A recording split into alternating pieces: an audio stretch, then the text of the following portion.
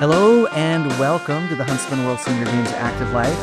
My name is Kyle Case and I'll be your host on this amazing journey as we attempt to help you get the most out of your life.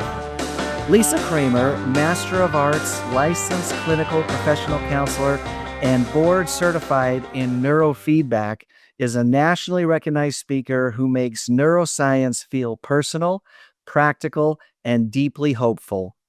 Lisa helps people understand what's really happening in the brain when anxiety won't ease, emotional outbursts keep happening, brain fog lingers, or burnout just won't lift.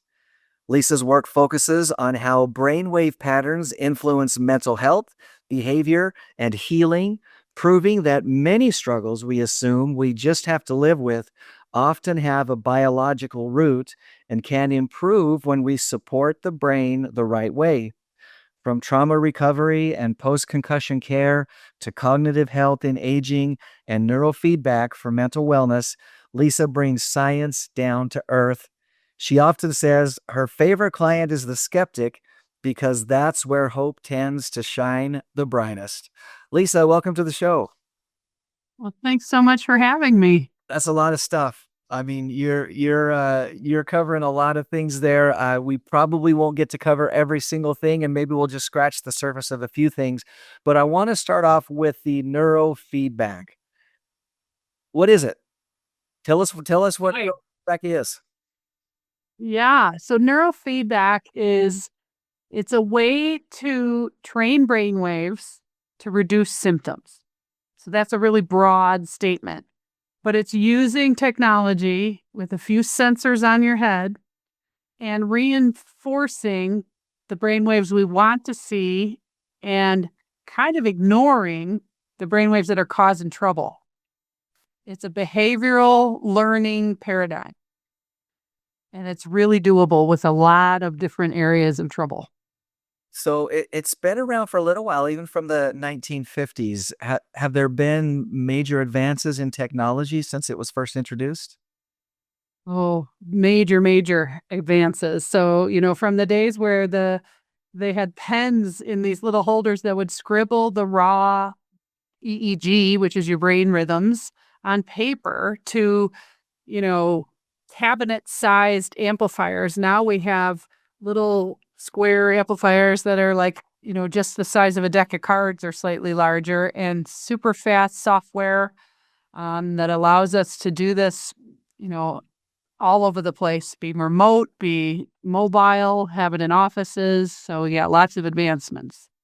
Well, I think that's true in so many areas of, medical care, healthcare, and just overall wellness.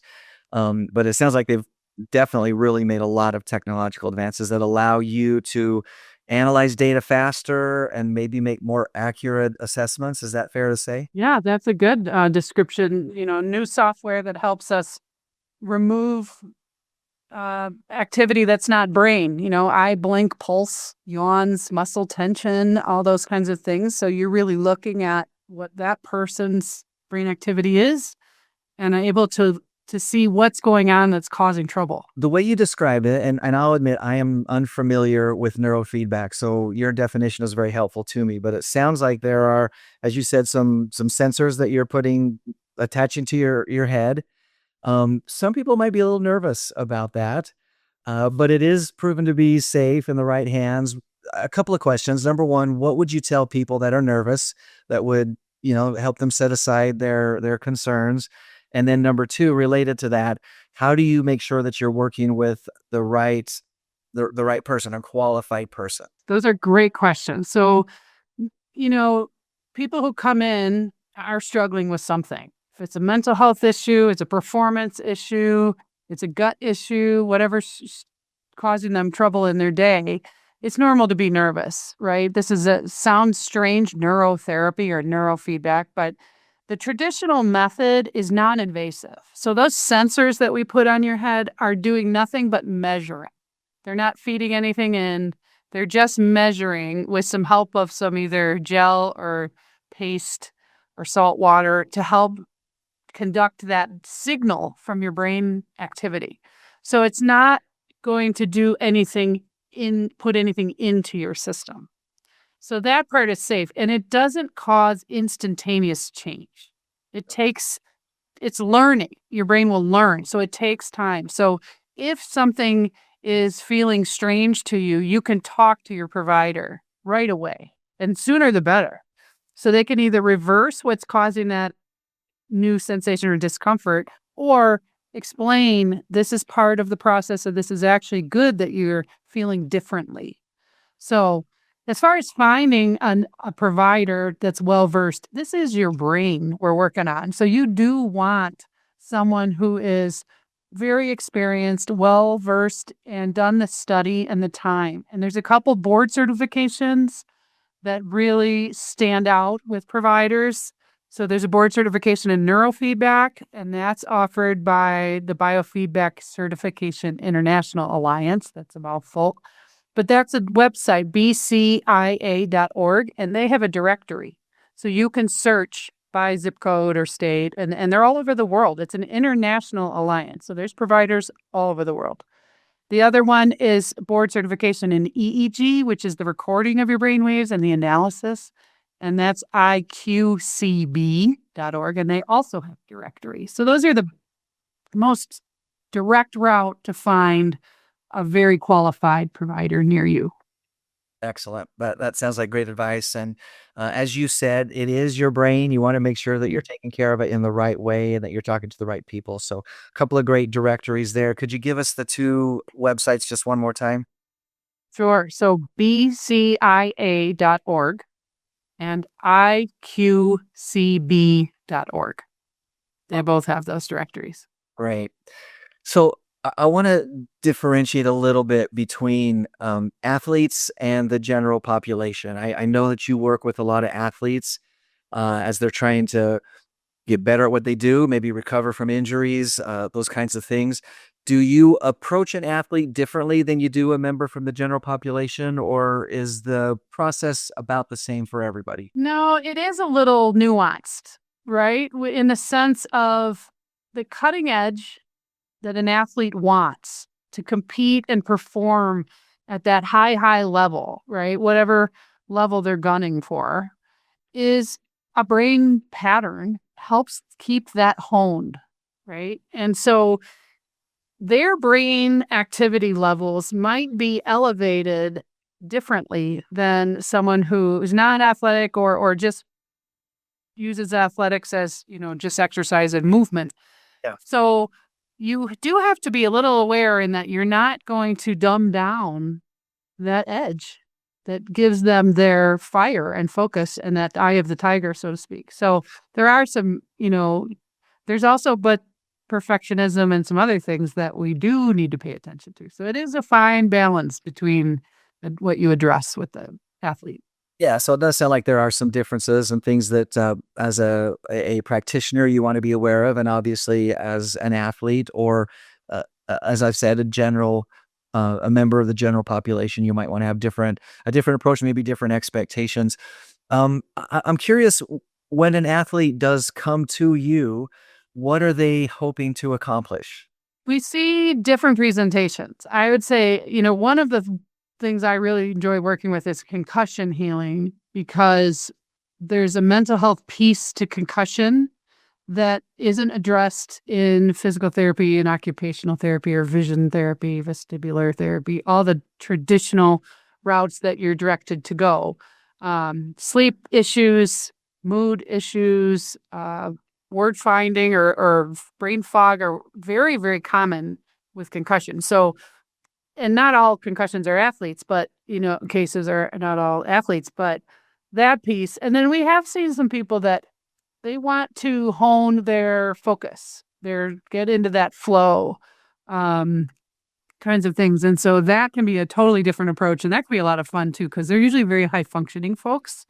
And what they're looking for is, dropping their golf score or getting rid of the yips. So, and that could be all kinds of things. It could be baseball player, golfers, swimmers, all kinds of things where there's that split second that gets them off of their flow and they want to figure out how to get that back. So those are very different approaches for concussion. I can imagine that you have just a ton of satisfaction when someone, an athlete or someone else, but an athlete in particular comes in and they're able to do the thing that they're hoping to do, get better from a concussion or as you said, focus in, tighten up that golf score or, really shave those hundreds of a second off of that swim time, whatever it is. There's got to be some real satisfaction there. I'm curious, we've talked about the EEG and that is, how the brain waves are measured. Is that correct? Is that what an EEG is? Yeah, so an EEG is your electroencephalogram. So that's the activity in your brain, just like an EKG is your heart rhythms. Okay. So it's the rhythms of brain waves. It includes all kinds of information. So what brain waves are dominant, what are deficient, where are they showing up, in what state, all kinds of things. So it's a useful tool. So I would imagine for an athlete, especially an elite athlete who's really trying to hone in, they probably carry around a lot of stress. I don't know if anxiety is the right word, but just like a lot of desire to do better. When you look at EEGs from athletes, can you tell it's an athlete and that the reading is different because of this level of I want to get better, I want to do better? I would say if no one told me and they just gave me an EEG, I could probably nail the level of arousal and drive and maybe perfectionism and maybe sleep trouble. But I can't say, well, this is a pianist and this is a lacrosse player and this is a CFO. I can't do that, but I can see patterns. Yeah. Yeah. So you talk about perfectionism. Again, there's a level of kind of I don't know, fight or flight maybe is a good way to describe it. Like you're always turned on. You're always looking for that next thing. When an athlete gets stuck in that mode, whether it's because of an injury or because they're just trying to do better, how do you help them get out of it? Like, what's the process? Ooh, well, sometimes that what we see that perfection in is being locked on to something. And what that does is it reduces their ability to be agile and fluid in their brain activity so that they can respond more rapidly to any new situation, right? Like on the field or, in the whatever sport we're talking about, on the ice or whatever.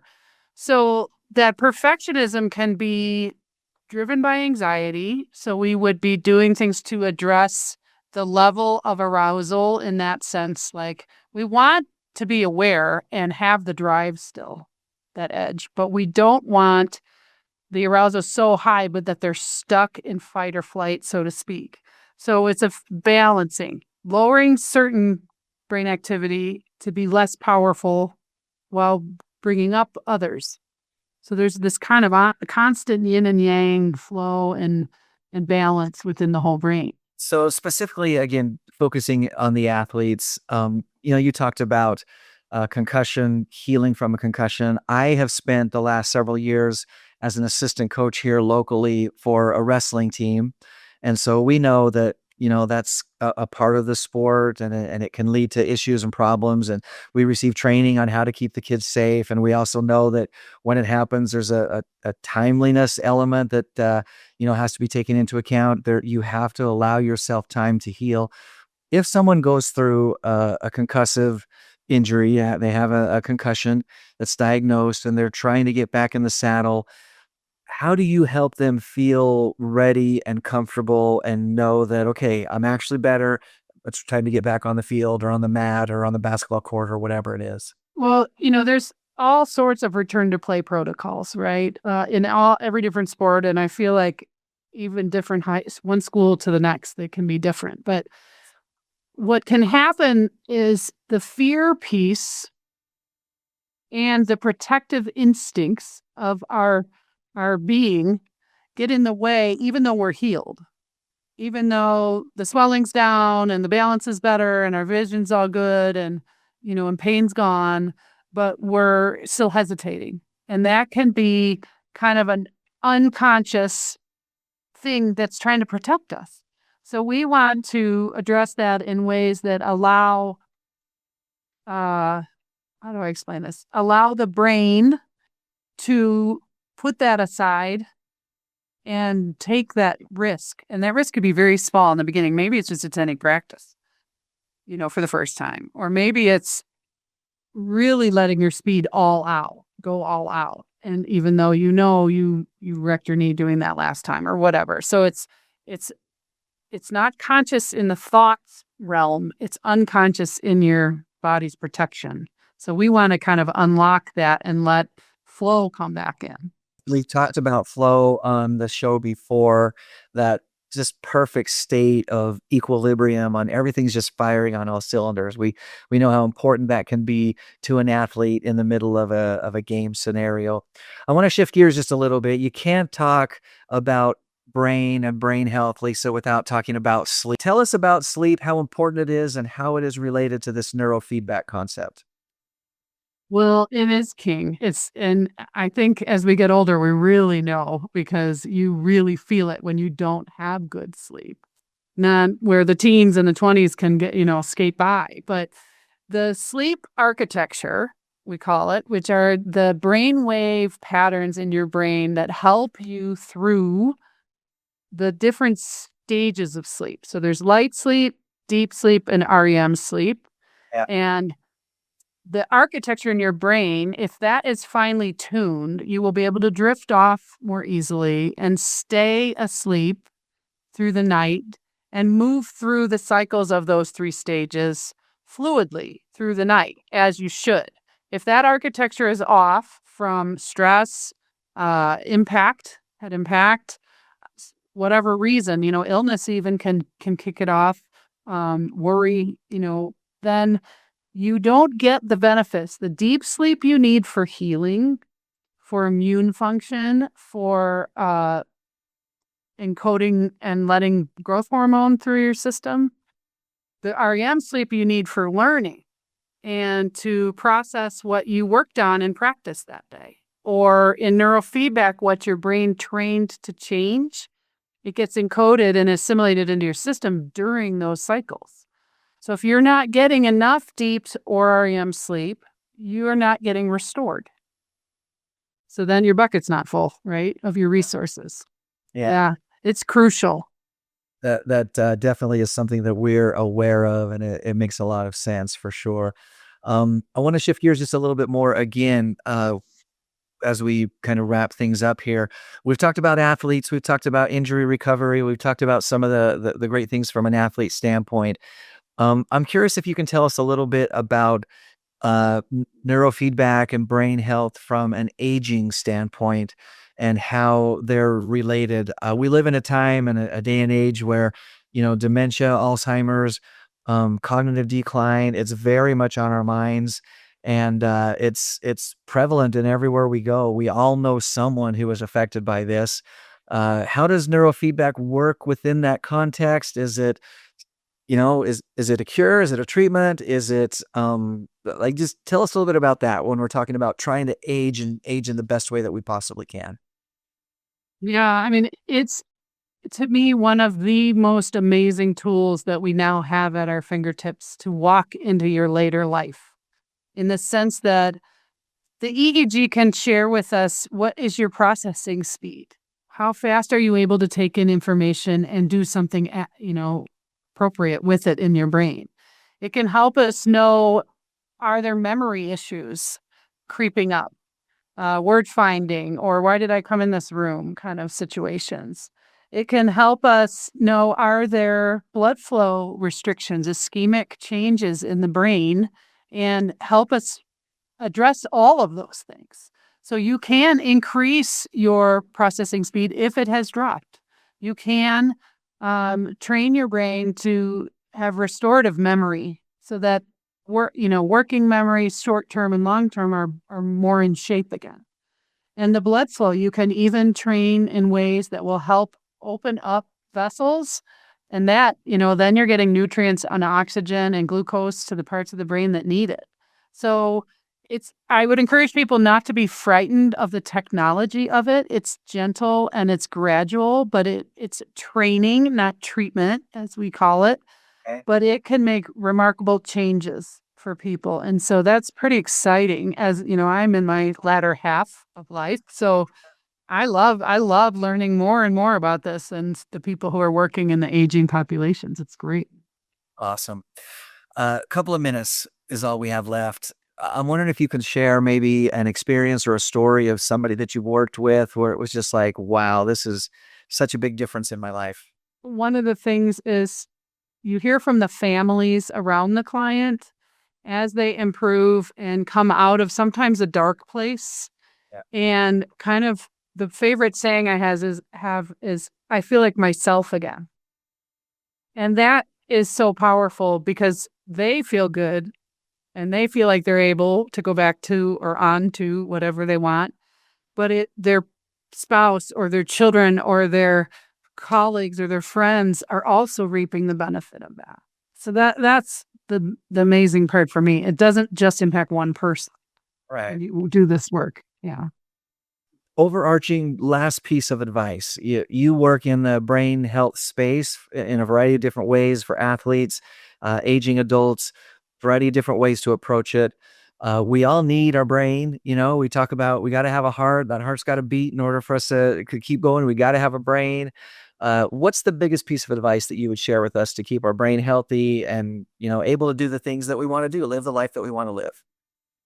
I would say my number one thing is go get an EEG, get your brain map, which is the slang for the report you get after the EEG, and have that for yourself, even if nothing's going on, because it's a baseline that you could return to if something happens or something starts to shift for you and say, wait, what are these changes? And then you have something to compare. And it's an investment, but it's your brain. And for the most part, it will stay steady until something happens, but then you have that. So that would be my number one principle. So that's interesting to me. When I think of, I'm assuming there's like all these lines on the EEG and you're kind of reading the brain activity. But you're saying generally speaking, when everything is okay and everything's normal, those, again, I'm kind of envisioning these lines on this chart. They stay pretty stable and pretty normal. It's when something is out of whack when you start to notice the differences. Yeah, I mean, for the most part, we think your EEG stays fairly stable in your life unless there's an incident. That incident could be an impact to your head, a virus or a high fever, a chronic stressful period in your life, or even like an allergy or food issue or something systemic or an environmental poison or something like that. So barring those things, you will stay fairly stable. And even into your 70s, your brain just starts to slow. And it's only half a cycle per 10 years is normal aging. And so that is a statistic, but you wouldn't notice that much change unless it drops a lot farther than that. Yeah. So, which is all the more reason to make sure that you have that baseline so you have something to compare it to, what you're talking about and looking for. Exactly. Yeah. Lisa, thank you so much for joining us today. We appreciate your expertise and sharing it with us. No problem. It's fun to be here. Just a couple of things to wrap us up really quickly. A reminder that registration for the Huntsman World Senior Games is now open. In fact, we have blown well past 2,000 registered athletes already for the games. Don't wait. Now is the time to get yourself registered, get that spot secured at the games. You can do that as well as find all the information that you need about the games at seniorgames.net. The games will run from October 5th through the 17th of 2026, so be aware of that. Next week's guest is Madonna Hanna, a sprinter who has competed in multiple state, national, and world events, including the Senior World Championships right here at the Huntsman World Senior Games. She's going to tell us her story of resilience and how she got past some challenges in her life. Remember to tune in live next and every Thursday at 5:30 p.m. Mountain Time on AM 1450 or FM 93.1 for the Huntsman World Senior Games Active Life. We take this live show and turn it into a podcast, and you can find it wherever you find your favorite podcasts. If you're watching or listening to the podcast, take a moment and give us a rating, write a quick review. That can help us spread the word. You can also find this and previous shows right on our website. And once again, that is seniorgames.net. Today's inspirational thought: it's not all sunshine and rainbows, but a good amount of it actually is. Until next Thursday, stay active.